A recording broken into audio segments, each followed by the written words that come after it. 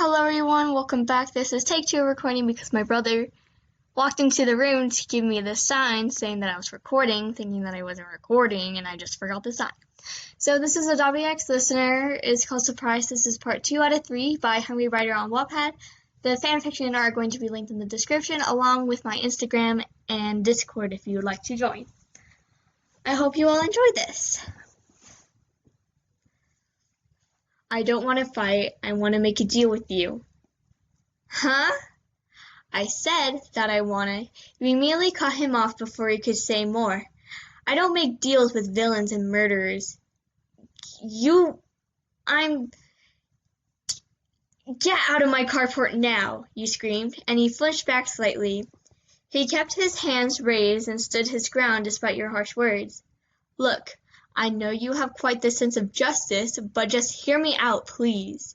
You clicked your tongue and frowned, scrutinizing him up and down. He seemed sincere, but then again, he was probably a good liar, so you didn't know for sure. All right, then spit it out, Dabi. What could you possibly want? If you'll help me with tracking down a certain villain, then you don't get to rat me out to the cops about the guy in the alley today. That doesn't seem like it'll help me out at all. In fact, that deal helps you out more than me. Not if you know which villain I'm talking about, Dabi replied coolly. Your breath hitched. He couldn't possibly be talking about. How did you know about that incident? You asked him, desperation in your voice. Duh, I searched it, obviously. Well, more like I searched you today, he said, his blue eyes narrowing. You used to work for another firm as paralegal, but then you were attacked by a villain with a strength manipulation quirk. They called him the Brawler. 10 people died, and 30 were seriously injured. You don't know what you're talking about, Dabi, you cried out sharply. I wasn't even there that day. I called in sick. My colleagues, my friends, they all got hurt, and I wasn't even there to help.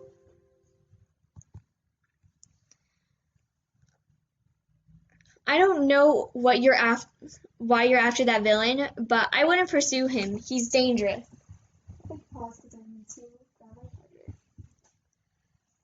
Don't you want revenge? Wouldn't it feel nice to give him a little taste of pain?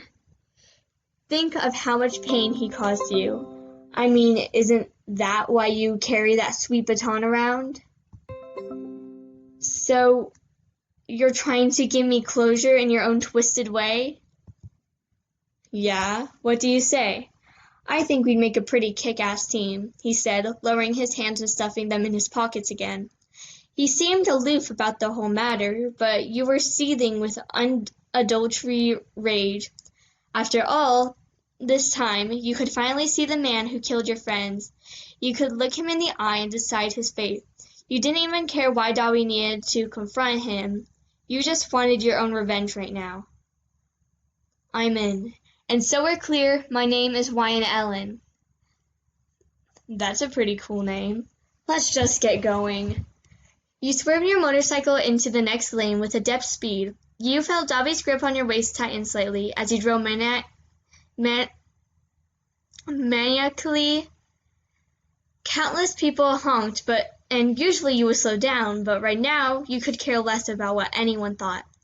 You and Dabi were headed towards a dry cleaning store that acted as a cover for underground smuggling. Dabi told you that the hidden back room of the store was a regular hangout for new and old villains. Beep, beep. Go screw yourself, you yelled at the person in a blue truck honking at you. Making a swift left turn, you pulled into the side street that the dry cleaners was in. You parked and hopped off the motorcycle, taking your helmet off quickly. Dabi got off too, side-eyeing you shamelessly.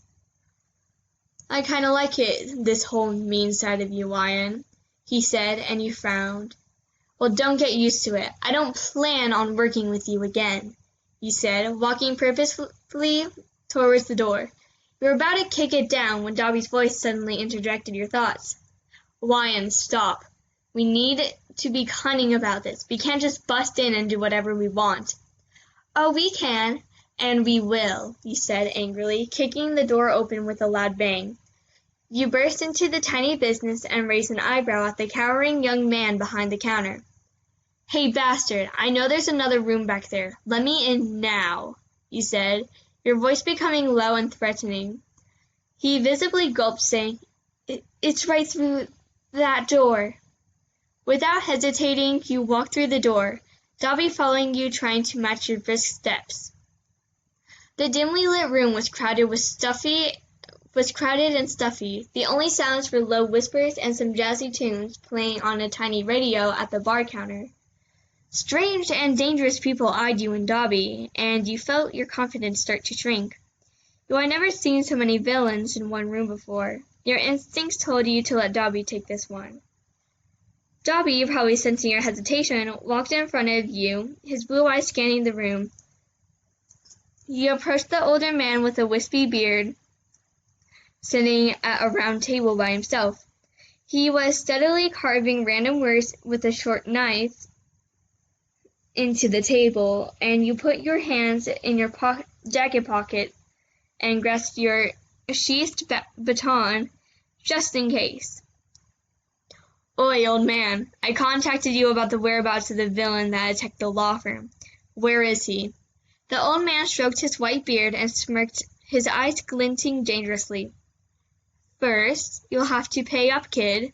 Where's the gun that I asked for?" "A gun?" "Right here, old man," Dabi replied, reaching into his pocket and slamming down an extremely tiny gun on the table. It didn't look like anything special to you, but the man looked ecstatic. "Good job, kid. All I could find out about the brawler was that he might have moved to a small town up in the mountains called Takayama. It's actually kind of a tourist site now," he explained. "But he pretty much left the villain scene after only attacking one law firm." Your blood boiled at the last comment. "Only? He killed 10 people, asshole!" you yelled, your angry voice filling up the entire room instantly. You felt a strong hand grab your shoulder, and you looked up to see an almost worried-looking Dabi. "Wyan, let's just go. We got all the info we need," Dabi said, his eyes shifting from the gun in the old man's hands to you. You realized how dangerous this situation could get, and you decided to let it go. As you both walked out of the room, you heard the old man whisper good luck to you and Dabi. I don't need luck, you old villain. I just need revenge." Takayama was a pretty long drive away, but coupled with your insane speed of a motorcycle and Dabi's surprisingly good navigational skills, it only took you about an hour. The old man hadn't given you an address, but you figured that it was a small enough town so people would all know each other anyway. You and Dabi pulled into a small market and asked many people as you could about men who moved to Takayama around the time after the attack at your firm. "Never even heard of the attack. I don't know if they're... Never even heard of the attack. I wouldn't know if there was a villain living in this town." "I don't know. Doesn't sound familiar at all." "Ugh, damn it! I feel like we were so close to catching this guy, and yet..." You stopped talking, frustration starting to ebb at you. Dabi looked at you and ran a hand through his disheveled black hair. "We don't need these people's input, Wyan. Let's just go find the guy on our own," Dabi said, as he started walking down the street aimlessly. You sighed and followed him, wondering how long this was going to take. You and Dabi looked all over the small town, but came up short. It also seemed like the brawler wasn't a household name at all. People just didn't know who he was, and it was starting to look like you would never find this guy until... "Dabi, hide!" you whispered harshly, pulling Dabi into a small alley. You peeked out just to make sure you had found the right person. "Yes, there he is. After all this time, I can finally confront him." "Is it really him?" Dabi asked, craning his neck to get a better look. The man in question was walking around leisurely, looking at the sky and whistling. He was muscular, that much you could tell, but he didn't look as frightening as the news made him out to be. In fact, he looked kind of average. His hair was the only thing that kind of stood out. It was cut extremely short, almost in a buzz cut. He also seemed unarmed, but you weren't sure about that. But his shifty gray eyes were the same. That's him. That's definitely him. So that is part 2 of the Dabi X Listener. There's one more part that the author made, just so you know. Also, sorry about all the notifications that came onto my computer. Apparently, my friends are talking on Instagram, and yeah. Anyway, I hope you all enjoyed this, and I'll see you all next time. Bye!